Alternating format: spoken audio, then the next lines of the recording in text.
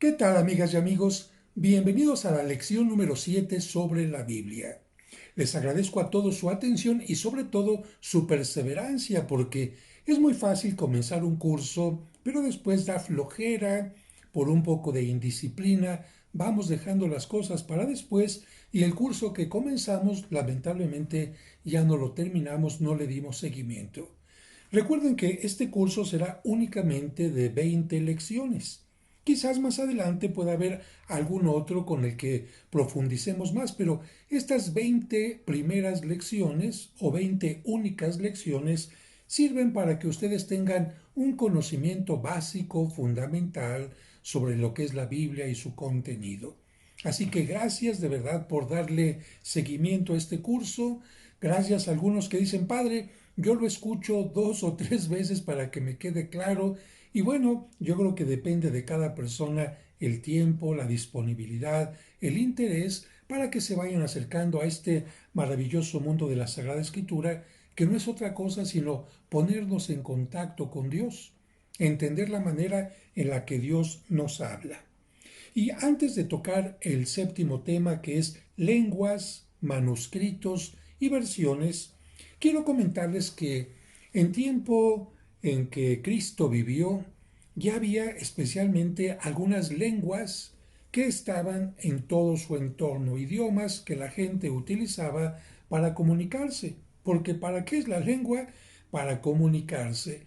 Pero bueno, en una región del mundo se comunican en un idioma, en otro, en otra región utilizan otro, incluso hay modismos, palabras que pueden variar un poquito, acentos, tonos, como por ejemplo el caso de español de España y el de Latinoamérica es totalmente distinto. Lo fundamental sí, pero cambian algunas cositas. Bueno, ¿qué había pasado en el pueblo de Israel hasta el tiempo de Jesucristo? Recordamos que el pueblo de Israel va a tener su fundamento, su origen en Abraham. ¿Abraham qué idioma hablaba? Pues no sabemos exactamente porque él procedía de Mesopotamia, de la región de Ur, y seguramente hablaba el lenguaje de aquella región. Sin embargo, a partir de que todos sus descendientes y este pueblo que se fue formando de él, se empezó a hablar a través de la presencia en Canaán, en Palestina, el hebreo. No se sabe exactamente el origen del hebreo, pero el pueblo de Israel utiliza el hebreo durante todo el Antiguo Testamento, o casi todo el Antiguo Testamento. ¿Por qué? Porque es el lenguaje del pueblo.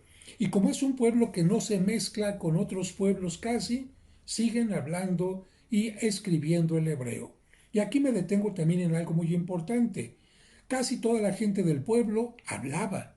¿Cuánta gente escribía? Fíjate, en nuestro país podemos decir que hace poco tiempo relativamente había muchas personas que no sabían escribir. Escribir en aquellos tiempos era un lujo. Escribir lo podía hacer quizás un pequeño grupo de todo el pueblo, pero no todo el pueblo. Así que Dios elige a aquellos que saben escribir porque de alguna manera son los que tienen mayor cultura. Y esto no siempre lo tomamos en cuenta. Así que en aquel tiempo los que escribían eran porque tenían una cultura un poco más desarrollada.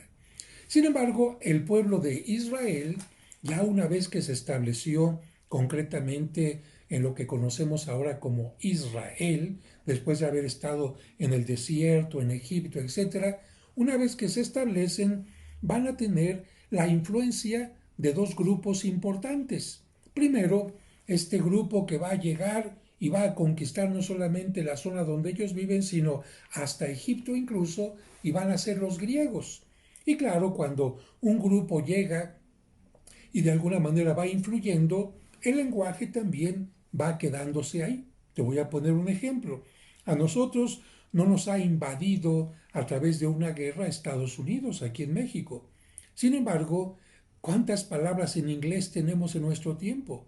Más aún, si en este tiempo una persona no puede decir WhatsApp, mail, no puede decir camping, no puede decir quién sabe cuántas palabras que nos han llegado de Estados Unidos, podríamos decir que es una persona que no está hablando completamente. Bueno, en tiempo del pueblo de Israel, especialmente a partir de la llegada de los griegos, empezó a circular el idioma griego, especialmente entre los más cultos, entre los médicos, entre la gente más, vamos a decir, abocada a la filosofía, a la literatura.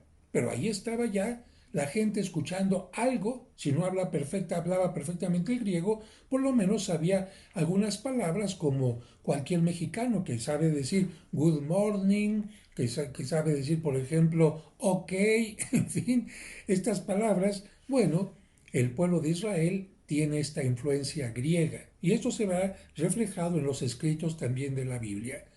Pero después de los griegos, y ya te lo he comentado en otro momento, llegará otro grupo que fue muy poderoso, el pueblo de los romanos, el imperio romano.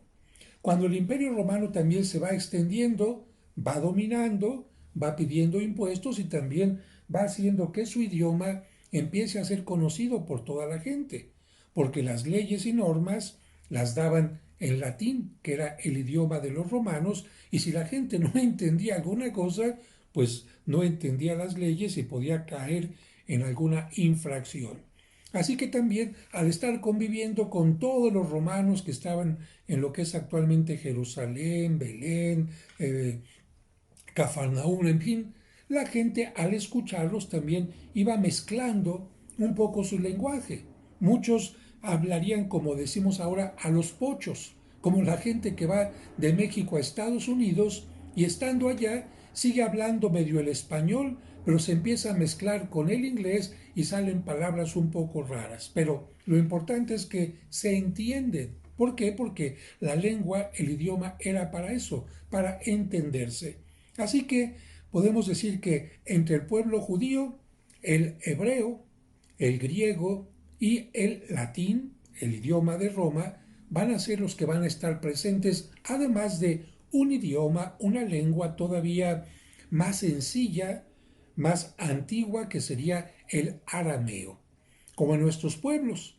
Si tú de repente viajas quizás a Oaxaca o viajas a alguna parte del Estado de México, qué interesante que la gente habla el español, pero también habla el otomí o habla el náhuatl, mezclado un poquito. Así que Jesucristo, ¿qué lenguas podía escuchar? ¿Qué lenguas podía entender? El arameo, porque él había crecido en una población donde el arameo se hablaba, tenía que hablar y entender perfectamente el hebreo porque todo el Nuevo Testamento, el Antiguo Testamento y los ritos en las sinagogas se hacían en hebreo, pero también tenía que entender algo de griego y también algo de latín. Así que estas lenguas que ya se daban en tiempo de Jesucristo van a ser las que vamos a ver presentes en la Sagrada Escritura. Y ya con esta introducción vamos rápidamente a nuestro tema. Lenguas en que se escribió la Biblia. Para la composición de la Biblia se emplearon tres lenguas, la hebrea, la aramea y la griega. En hebreo se escribió casi todo el Antiguo Testamento. Era la lengua propia del pueblo de Israel. Su origen es bastante oscuro. Parece que comenzaron a hablarlo los cananeos y después lo adoptaron los israelitas a partir de que estuvieron presentes en Canaán. Así que primero era un idioma de los cananeos y después los hebreos o judíos, como les llaman algunos, empezaron a hablarlo. Segundo punto, en arameo, lengua más antigua que el hebreo. Se escribieron pocas cosas. En arameo se escribieron pocas cosas de la Biblia. El arameo comenzó a introducirse en Israel hacia los siglos IV y III antes de Cristo y tomó tanta fuerza que llegó a suplantar a la lengua hebrea. Incluso Jesús hablaba con el pueblo en uno de los dialectos arameos. Ya hemos dicho entonces que la Biblia se escribió en hebreo, en arameo, y ahora vamos a decir que también en griego fueron escritos algunos libros del Antiguo Testamento, como el de la sabiduría, el segundo de los Macabeos, y todos los del Nuevo Testamento. Este griego no era un griego clásico como era el ejemplo de Demóstenes, sino un griego popular, vulgar y corriente, llamado koiné, que la palabra koiné en griego significa común, que usaba el hombre de la calle, y se generalizó de la conquista de Grecia por Alejandro Magno. Aquí te pongo el ejemplo, aquí le llamaríamos griego clásico o griego común. Vamos a poner el ejemplo del español clásico. Si tú te pones a leer El Quijote de Miguel de Cervantes Saavedra, vas a darte cuenta que es un español totalmente distinto a el español que puede hablar una persona que vende en el mercado. Entonces, este griego no era porque la gente fuera a la escuela, porque fuera a las grandes academias y aprendiera el griego clásico, sino porque lo había escuchado de aquí, de aquí, de allá, y entonces empezaba a hablarlo, a repetirlo de una forma muy sencilla. Les recuerdo que estoy en la oficina de mi parroquia y si entra un sonido de una motocicleta, de una ambulancia, de un automóvil, porque la calle está aquí casi al frente, pues entendemos que son sonidos que no podemos impedir. Ahora, viene aquí una pequeña partecita que nos dice los 70. Como veremos después, tradujeron a este idioma popular griego los libros escritos en hebreo. Aquí ya he hablado de esto, pero se le llama los 70 a la primera traducción en griego de los libros en hebreo. A eso le vamos a llamar los 70. Vamos a utilizar ahora también esta otra partecita, una nota que menciona este texto. El material que los escribientes, los escribanos, empleaban para los textos primitivos de las escrituras, ¿qué fue? Bueno, tú sabes que el papel lo inventaron los chinos. Actualmente, mira qué fácil tener papel para escribir, borrar, etcétera, imprimir. Pero antes de que existiera el papel, ¿qué existía? Bueno, la forma que inventaron los egipcios fue el papiro. El papiro que se extraía de una planta alargada, le cortaban la cáscara del tallo, después cortaban pequeñas rebanaditas, lo iban colocando sobre una especie de algodón, en esta forma entrecruzado, después lo golpeaban con otra parte de algodón encima, lo golpeaban para que quedara perfectamente unido y después lo dejaban que se secara. Claro, antes de hacer este tejido con los pedacitos del papiro, lo tenían que meter en agua durante varios días para quitarle todo el almidón. Y una vez que ya estaba seco, bueno, el papiro era flexible, se podía enrollar sin ningún problema y ahí se podía escribir porque absorbía, chupaba fácilmente la tinta. ¿Cuál era el problema del papiro? Pues que era también muy delgadito y con el paso del tiempo, si no se cuidaba, se destruía. Y el otro gran peligro, ¿qué crees? Los insectos que se alimentaban del papiro les gustaba, así que algunos rollos de papiro eran consumidos por los insectos. Y el otro elemento en el que se escribía, que no se utiliza para escritos de la Biblia, por lo menos no hay testimonio de esto, en Mesopotamia era la arcilla. El barro, cuando estaba fresco, la gente tomaba una punta, vamos a llamar así, y entonces hacía con una cuña, más que una punta, hacía sus escritos y por eso cuña en forma de cuña, cuñaiforme, cuneiforme. Esto era como se escribía, se esperaba que se secara el barro y ya se tenía una tablilla con un escrito. Pero el barro, ¿qué problema tiene? Pues que lamentablemente, aunque esté metido al horno, pues se quiebra fácilmente. Así que el otro elemento para poder escribir fue la piel que de hecho recibió el nombre de un lugar, una ciudad de Asia Menor, que los hacía mucho, que hacía este tipo de material y la ciudad se llamaba Pérgamo. Y por lo tanto, ¿cómo se va a llamar a este material donde se escribía? Se va a llamar pergamino.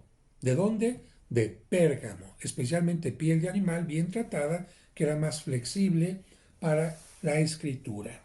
Bueno, Creo que esto es lo que mencionaba la cita y ahora viene una acotación más para hablar de las lenguas semitas.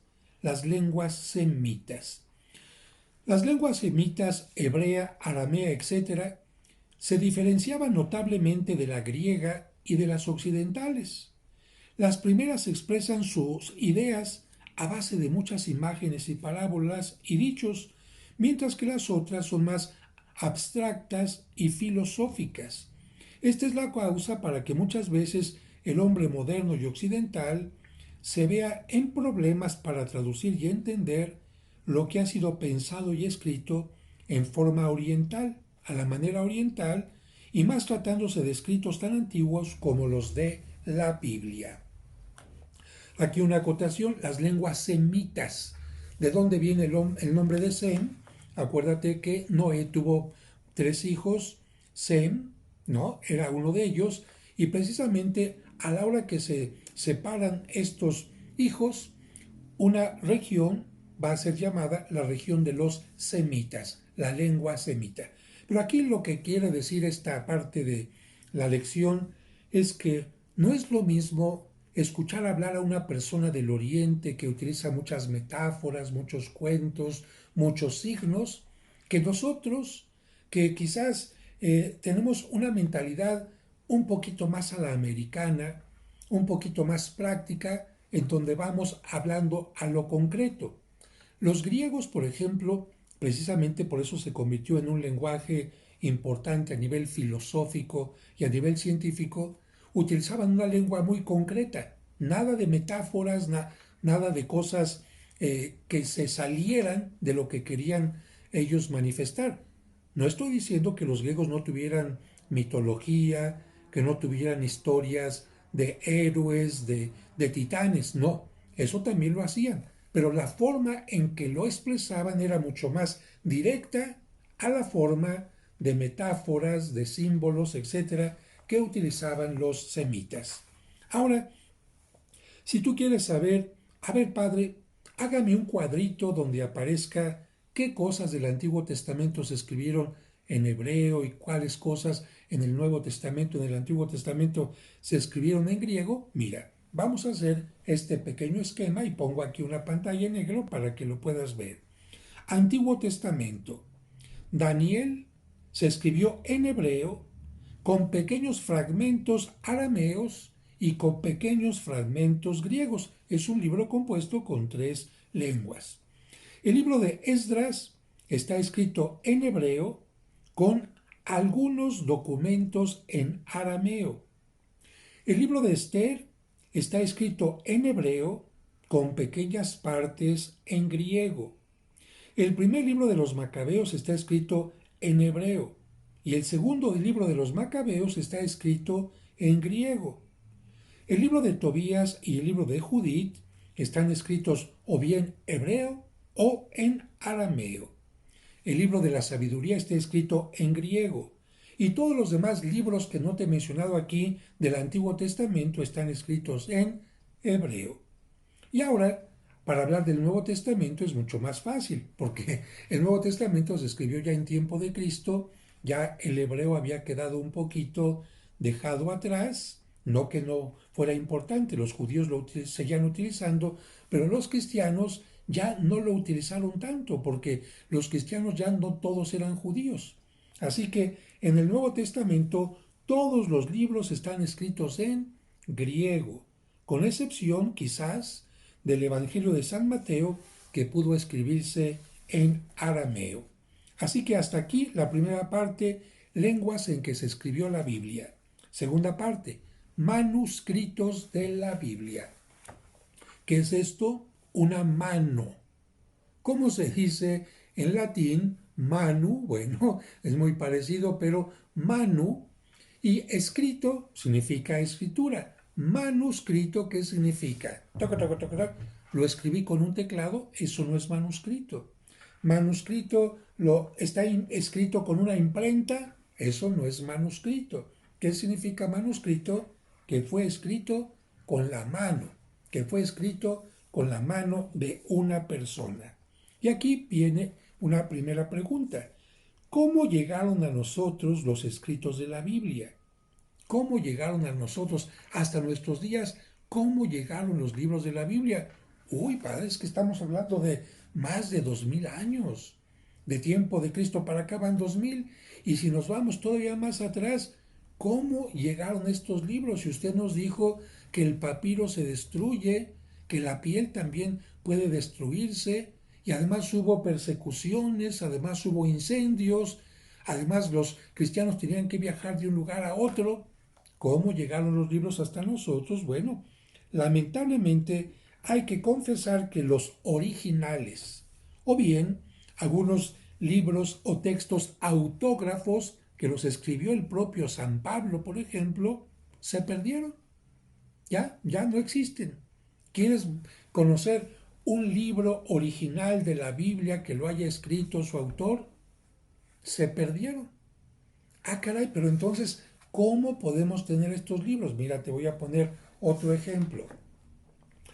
La mayoría de las esculturas griegas originales se hicieron en bronce, porque las consideraban más hermosas que las hechas en mármol. Sin embargo, muchas de estas esculturas en bronce se perdieron. ¿Por qué? Porque había una guerra y las fundían para hacer cañones, las fundían para hacer armas. Imagínate si en tiempo de Miguel Ángel, y estamos hablando del Renacimiento, una de sus esculturas la fundieron para hacer cañones. Imagínate, un tiempo atrás no valoraban las esculturas como se valoran ahora. Pero gracias a que alguien dijo, ay, esa escultura está muy bonita, voy a hacer una copia, en mármol o en bronce, se pudieron conservar hasta nuestros días. Ya no conservamos la original. Sin embargo, podemos observar tener una copia.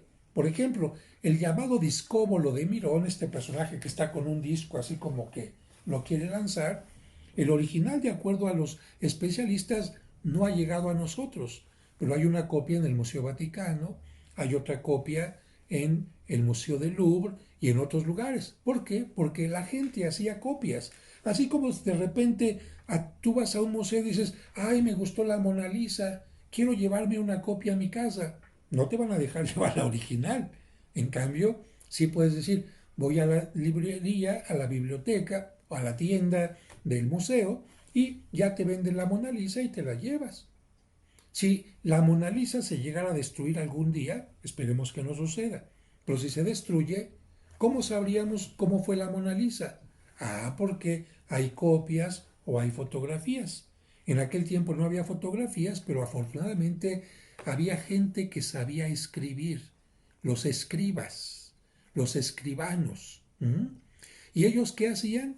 Copias, copias, copias, copias de documentos del rey, de documentos que llevaban cuentas, de documentos de muchas cosas y también de la Sagrada Escritura. Así que muchos de los originales y casi todos se perdieron. No es extraño que esto haya sucedido si tenemos en cuenta la antigüedad y todos los pasos de la historia que ya te he mencionado.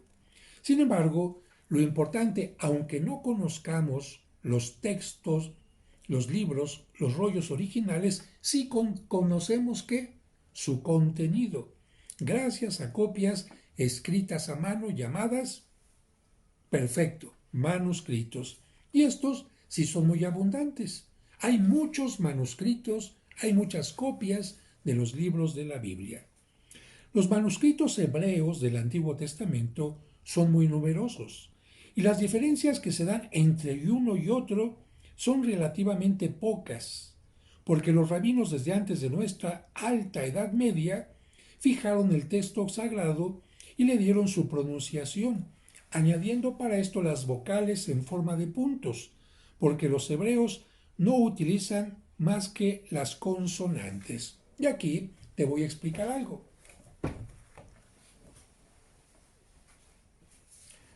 Mira, esta es una Biblia judía, una Torá, un Antiguo Testamento. Como ellos escriben a la inversa que nosotros, los libros se abren de esta manera. Nosotros los abrimos así, pero como ellos escriben de una manera distinta, el principio está en lo que sería el final para nosotros. Bueno, en esta Biblia hebrea, que sirve por supuesto para estudio, vamos a encontrar nosotros una Biblia bilingüe.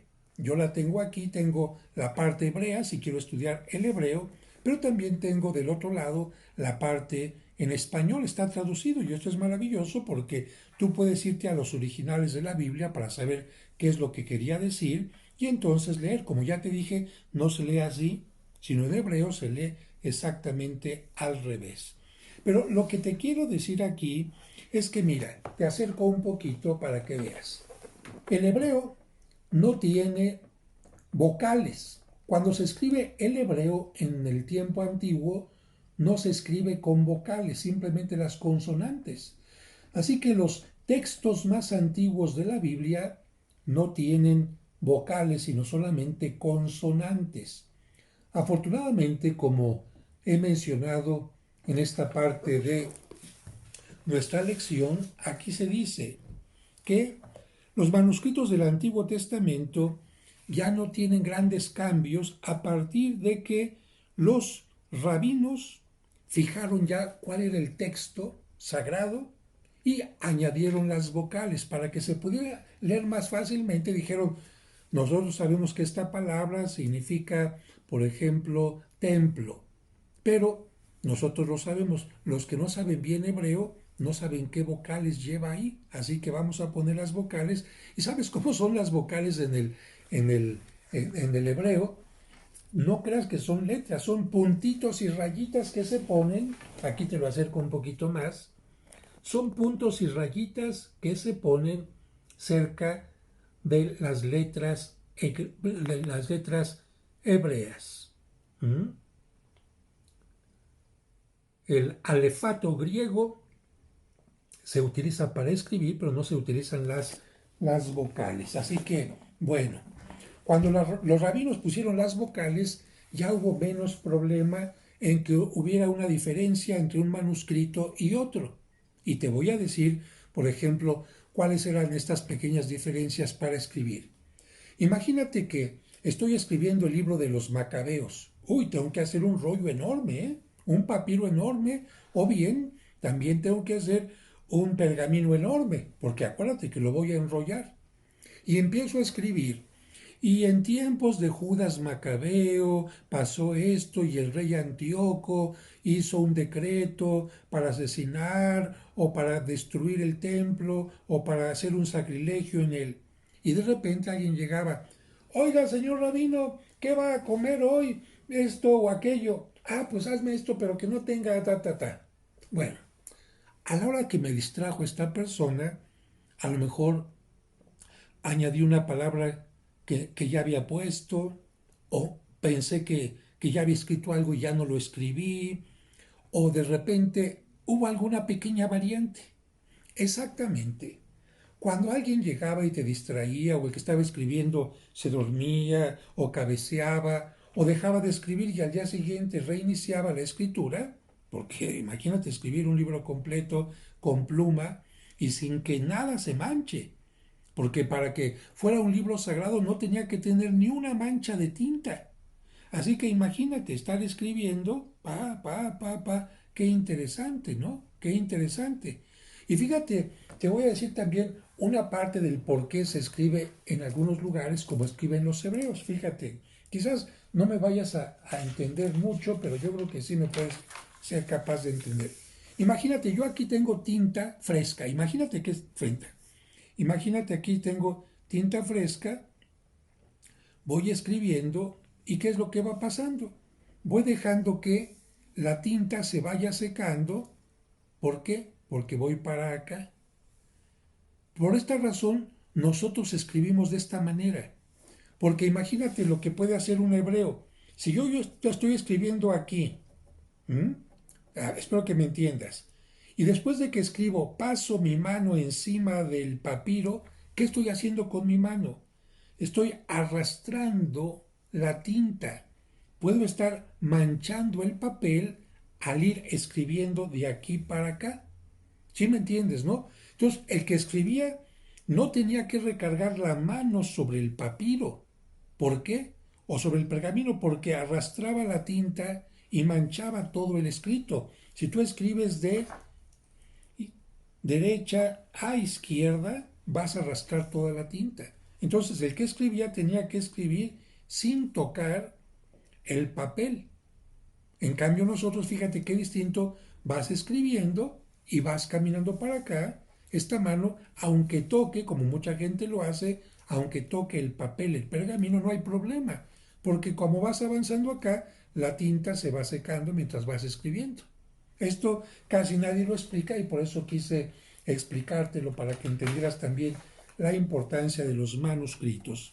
Bien, al resultado de los trabajos de los manuscritos de los judíos se les llamó Masorá, que en hebreo significa tradición, y a los que lo realizaron se les llamó masoretas, de donde surgió la llamada Biblia masorética. Cuando oigas la Biblia masorética, es una Biblia que fue realizada por los masoretas, por los que siguieron una tradición, la escribieron en hebreo sin ningún problema y además porque ya tenía las vocales en su momento.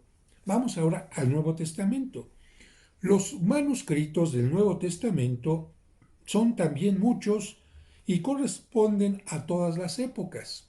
Ha habido manuscritos más antiguos, más modernos, hasta que se inventó la imprenta. Ya una vez que se inventó la imprenta, ¿quién iba a hacer un manuscrito de la Biblia? Nadie. Ya. En nuestro tiempo no existen manuscritos de la Biblia. Solamente los judíos siguen utilizando manuscritos. ¿Por qué? Porque ellos cuando van a venerar, a leer la Torá, no llegan con un libro como este. Ellos lo tienen en un estuche especial y es un rollo que van desenrollando. Y hay gente especial que está preparada para hacer copias en estos rollos sobre una tela especial. Ya no es pergamino, ya no es piel, sino es una tela especial, más durable y más preparada. El más antiguo manuscrito del Nuevo Testamento parece ser el de Rylands, que contiene parte del capítulo 18 del Evangelio de San Juan y al que los especialistas lo sitúan hacia el año 130, es decir, 30 años después del escrito auténtico, del autógrafo. 100 años después de que se escribió el original, se hizo una copia, un manuscrito, y ese es el más antiguo, que es el manuscrito de Ryland. Vamos ahora a los códices más famosos. Entre los códices o manuscritos más famosos que hoy conservamos se cuentan A. El manuscrito Vaticano. Se llama así porque figura o está en la Biblioteca del Vaticano de Roma y está en forma de hojas que miden unos 30 centímetros y cada página se compone de 3 columnas, 1, 2 y 3. Así que en este caso este códice no está enrollado, sino este códice está el escrito en hojas de más o menos 30 centímetros y en 3 columnas que permiten la lectura. Bien, el otro manuscrito que se conoce, son varios, es el sinaítico. La palabra sinaítico viene del Sinaí. Se llama así porque fue descubierto en el convento de Santa Catalina del Monte Sinaí. Allá en lo alto del Monte Sinaí hay un convento, hay un monasterio que los que suben, tienen que subir en la noche para que cuando estén arriba apenas esté amaneciendo, porque si quieren subir a mediodía o algo así, el calor es insoportable. Pero ahí en la parte de arriba del Sinaí hay un monasterio donde viven evidentes monjes y que tiene pinturas maravillosas muy antiguas. Pues ahí, imagínense, un sabio alemán que se llamaba Constantino Tischendorf, él se dedicó a descubrir manuscritos antiguos, pero en una visita que hizo a este monasterio en 1844, vio en el corredor del convento una cesta llena de papiros viejos. Así, son cosas viejas, papiros viejos. No eran demasiados, pero en 1859 él regresó a ese monasterio. ¿Por qué? porque en 1844, entre aquellos papiros que les decían viejos, eran manuscritos del Antiguo Testamento. Bueno, así sucede. De repente hay gente que tira un ropero como si fuera viejo. Ah, es que era de la abuela, ya está viejo. Y a lo mejor era un ropero de una colección especial, de una valía especial, y lo tiraron como si fuera basura. Bueno, así que este hombre regresó en 1859 y encontró otros más. Primero los llevó a la Biblioteca Imperial de Leningrado y actualmente estos manuscritos están en el Museo Británico. Qué interesante encontrar esto. Vamos a hablar de otro manuscrito que se llama el manuscrito alejandrino, llamado así por haber pertenecido a la Biblioteca de Alejandría, que fue importante. La Biblioteca de Alejandría fue la más importante del mundo y lamentablemente se quemó. ¿Te imaginas todos los manuscritos griegos, árabes que podían encontrarse allí y que no había copias? Se perdió. Perdimos gran parte de la unión con el pasado cuando se quemó esta biblioteca. Pero bueno, este perteneció a la Biblioteca de Alejandría, alguien afortunadamente lo sacó y se halla hoy en el Museo Británico también desde 1757. Los británicos se pusieron muy famosos y muy abusados en un tiempo para quedarse con cosas muy importantes. Este códice fue escrito a mediados del siglo V y contiene la mayor parte del Antiguo y del Nuevo Testamento y está en muy buen estado. Pues sí, pues estaba en Alejandría y después fue extraído de ahí y pasó por pocas manos. Es un códice maravilloso. Y el último códice muy conocido, o manuscritos, mejor dicho, conocidos, son los de Qumran. Su descubierto ha tenido hondas resonancias en nuestros días. Los encontró en la primavera de 1947 un pastor beduino en una de las cuevas que existen en un lugar llamado Qumran, cerca de Jericó y frente al Mar Muerto. Fíjate qué interesante. ¿Qué es lo que pasó? Uno de los pastores que cuidan cabras especialmente porque ahí no hay pasto para borreguitos, estamos hablando de tierra desértica, bueno, se le perdió una cabra y entonces como ahí hay muchas cuevas, se puso a buscar a la cabra, se metía a una, no la encontraba y entonces al ver una tomó una piedra y lanzó la piedra al interior a ver si pegaba con la cabra. ¿Qué es lo que pasó? Oyó así, bueno, algo semejante así, algo que chocó con algo que se oyó como que se rompía.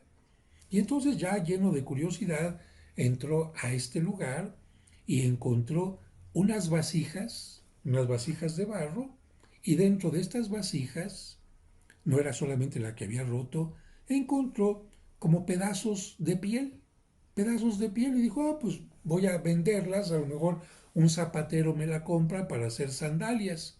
¿Y qué crees? Que afortunadamente alguien que vio este material, qué bueno que no lo usaron para zapatos, pero alguien vio este material y dijo, no, aquí hay una escritura, esto es importante. Y entonces, en ese año 1947, hizo que un especialista descubriera que se trataba de códices o de manuscritos antiguos. Por supuesto, a partir de entonces se realizaron expediciones a muchas partes de esas cuevas y se han encontrado cosas increíbles y seguramente se van a seguir encontrando. ¿Por qué estaban ahí? Porque muchos judíos, especialmente en el tiempo de la persecución contra los judíos, cuando quemaron el templo de Jerusalén, cuando destruyeron Masada, pues estaban buscando judíos para matarlos, y muchos judíos que hicieron se metían a las cuevas y guardaban en las cuevas algunos manuscritos como estos que se encontraron muchos años después. Bien, en total sumaban unos 600 manuscritos. En su mayoría están escritos en hebreo y entre ellos había 150 que correspondían a textos bíblicos. Es decir, no todos los manuscritos de Qumran son bíblicos. Hay también otros textos de otras cosas. Sin embargo, hay 150 de estos 600 que tienen textos bíblicos, especialmente del profeta Isaías. Los no bíblicos pero religiosos, también de mucha importancia, van a conocer qué es lo que sentían espiritualmente los judíos en ese tiempo tan próximo a Jesucristo. Se cree que estos manuscritos pertenecieron a una biblioteca de un grupo llamado los esenios, de un monasterio de los esenios que eran una especie de monjes judíos. Y aquí la importancia de los manuscritos de Qumran. Es probable que algunos de estos manuscritos sean del siglo IV al III antes de Cristo. Fíjate la antigüedad. Manuscritos del siglo IV al III antes de Cristo, por lo cual poseeríamos copias 1000 años más antiguas que hasta las ahora conocidas y algunas muy próximas, muy cercanas a quienes escribieron estos manuscritos. Es interesante que el manuscrito de Isaías es más o menos idéntico al de nuestra Biblia, lo cual nos habla de una garantía de autenticidad. ¿Te imaginas encontrar un manuscrito del siglo III antes de Cristo y que lo comparas con la Biblia que tienes en este tiempo y dices, es igualito? Ah, caray. Bueno, esto precisamente te da certeza de que nuestras Biblias, gracias a los manuscritos, a las copias, es igual a la de aquellos tiempos. Y vamos al punto C y último de la clase de hoy, que es bastante breve, y son las versiones de la Biblia. ¿Por qué? Porque tú tienes que conocer especialmente cuando escuches qué es la versión de los 70 o la Biblia de los 70 y la versión de la Vulgata. Dos nombres, los 70 y la Vulgata, son importantes para quien está estudiando la Sagrada Escritura. Pero antes de tocar el tema, quizás pensaba, a lo mejor si algún día puedes viajar a Jerusalén, si lo haces con mi grupo o en otro grupo o por tu cuenta, no dejes de visitar el Museo del Libro. ¿Por qué? Porque precisamente en este Museo del Libro, que está a un lado de donde está el otro museo con la maqueta gigante de cómo era Jerusalén en el tiempo de Cristo, en el Museo del Libro es donde se encuentran algunos de estos manuscritos de Qumran. Y claro, si puedes ir a Qumran, que también es una visita maravillosa, pues qué interesante poder caminar en este lugar donde se encontraron los manuscritos. Bien, versiones de la Biblia. Con el correr de los tiempos se ha hecho innumerables versiones de la Biblia. Actualmente Biblia para niños, Biblia para jóvenes, Biblia con hebreo y latín, Biblia con español y esto y lo otro, y muchas traducciones también. Pero vamos a hablar de las más antiguas. Entre las antiguas, que son las que interesan más, hay dos muy importantes, la de los 70 y la Vulgata. Ah, padre, fue en 1970 cuando las hicieron. No, cuando escuche los 70 no se trata de eso. La versión de los 70 se llama así porque según una tradición fue realizada por 70 sabios de Israel. Su nombre entonces no es de un tiempo, sino de 70 personas, 70 sabios de Israel. Su elaboración entre los siglos III y I antes de nuestra era estuvo destinada a los judíos de la diáspora o de la dispersión, es decir, para el culto de las comunidades judías que vivían fuera de Palestina, en el mundo greco-romano. ¿Qué significa mundo greco-romano? Conviviendo con personas griegas, de cultura griega, conviviendo con personas romanas, cultura romana, conviviendo greco-romano. ¿Cómo se llamaba a estos judíos que vivían fuera de la diáspora o de la dispersión? Especialmente de Alejandría, en el norte de Egipto, y que ya habían olvidado la lengua hebrea, o quizá mejor con el fin de que pudieran propagarla en la lengua griega. ¿Por qué hicieron estos sabios 70 esta traducción al griego? Porque los judíos que vivían en Alejandría, rodeados de tanto griego, hablaban griego. Ya se les había olvidado el hebreo. El ejemplo que te puse hace un momentito. Muchos mexicanos que van a Estados Unidos y ya no conviven con mexicanos. y al ratito, ¿qué te dicen? Oh, yo creer mucho, poquito, o que se les va olvidando no solamente la pronunciación, sino el idioma también. Entonces, ¿qué es lo que hicieron estos 70 para que no se les olvide su historia, la historia sagrada, para que puedan rezar con los salmos? Vamos a traducirles la Biblia al griego. Y la otra razón fue también, para que ellos den a conocer la Biblia a otras personas no judías. En cualquier caso, sea para que no se les olvide o para que la dieran a conocer, esta traducción fue importante para los judíos que hablaban el griego y que más tarde se extendió por los países mediterráneos, preparando así todo para la llegada del Evangelio. La Biblia de los 70 tiene para los cristianos particular interés porque esta versión fue la que usaron los apóstoles y los primitivos cristianos. Así que una síntesis de esto: ¿por qué se llama Biblia de los 70? Porque la hicieron 70 sabios de Israel. ¿Cuándo? Entre el siglo III y primero antes de nuestra era. ¿Para qué?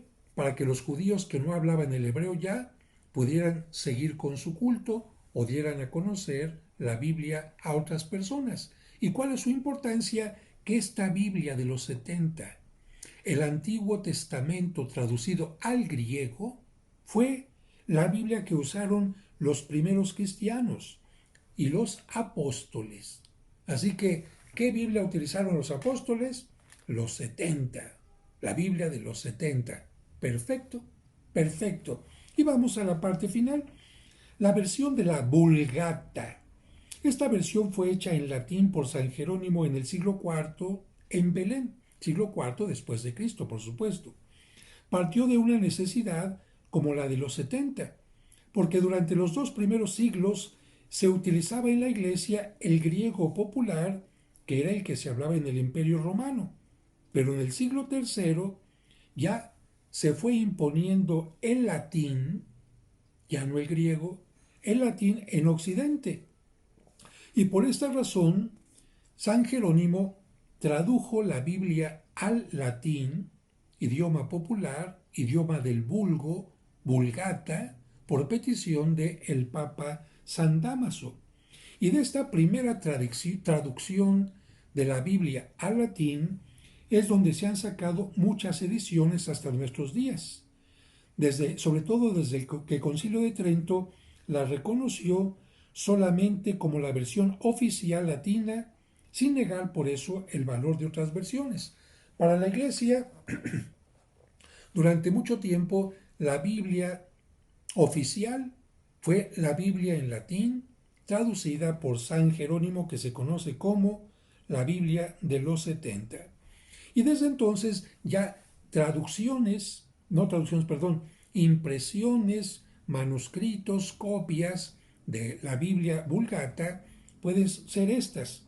La primera fue realizada por el inventor de la imprenta Gutenberg, quien como socio de J. Faust imprimió en Maguncia la Biblia latina de 42 líneas.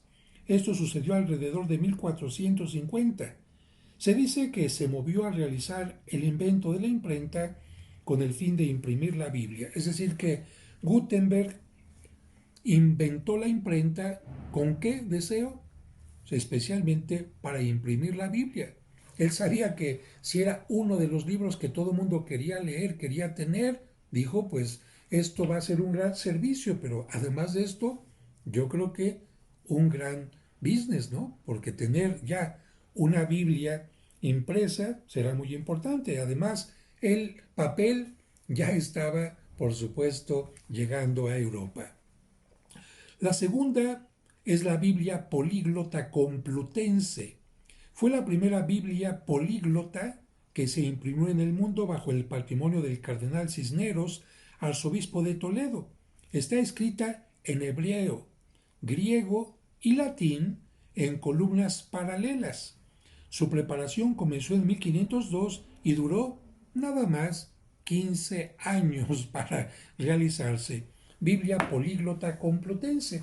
Y sería más o menos semejante a lo que yo aquí te estoy mostrando, ¿no? así como esta Biblia tiene el español y el hebreo, esta Biblia tendría 3 líneas en cada página con 3 idiomas. ¿Con cuáles son los idiomas que se escribió la Biblia? Bueno, el hebreo, el griego y el latín, para que los estudiosos dijeran, a ver, aquí está en griego esta palabra, aquí está. Y es que a veces las traducciones tienen un problema. De hecho, la palabra traductore, dicen los italianos, traduttore, traditore, que significa traductor, traidor. Porque a veces no siempre se puede traducir una palabra, un concepto de una cultura a otra. ¿Sí? Por ejemplo, aquí en México, cuando alguien, no sé, eh, quiere decir me dejaste admirado, hay gente que dice me dejaste de a 6. Bueno, ¿de dónde viene esta expresión? No sé, pero traducir me dejaste de a 6 en otra cultura, ¿qué significaría? No significaría nada. Por ejemplo, la palabra hermano en hebreo significa parientes, pero a veces al traducirla al español ponen hermano y la gente puede considerar que Cristo tuvo hermanos carnales, cuando la palabra en hebreo hermanos significa parientes y algo más. Bien, pero no me detengo en esto. Y vamos con la última Biblia. En la lengua castellana son famosas también las versiones de la Biblia alfonsina, realizada bajo los auspicios de Alfonso X el Sabio, la Biblia de Valencia, la Biblia de Alba y muchas otras más, pero sobre todo la Biblia de Jerusalén, quizás la más perfecta y completa para los que desean estudiar. Y terminó diciendo que además de esto, se han hecho también algunas Biblias ecuménicas. ¿Qué son estas Biblias? Que son impresas para que las pueda leer un cristiano católico o un cristiano protestante, un hermano separado, como se le dice, o la pueda leer también alguien de otro grupo cristiano. Porque, insisto, cristiano en el diccionario, en el entendimiento popular, no solamente somos los católicos, son todos aquellos que siguen a Cristo y por eso a la palabra cristiano se le añade una palabra extra como cristiano católico o como cristiano ortodoxo o como cristiano tal.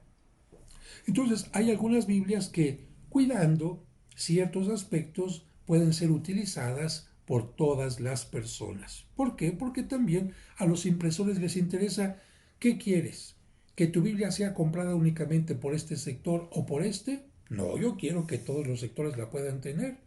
Y también para que cuando la gente busque una Biblia no tenga que preocuparse de decir, es que quiero una que sea católica, es que una Biblia en este sentido más amplia, una Biblia ecuménica, puede servir para que la lea, para que la estudie, para que la goce, para que la utilice para acercarse a Dios cualquier cristiano. Bien, espero que esta clase haya sido de su interés. Recuerden, no se desesperen. Hay cosas que no se entienden al principio, pero conforme vamos avanzando se va entendiendo más. Les agradezco a todos su atención, los felicito por su paciencia, por su deseo de aprender, por la paciencia que me tienen para tratar de entenderme cuando no me sé explicar bien y les pido que por favor le pongan like al video y lo compartan con quienes creen que sea de su interés. Que Dios les bendiga.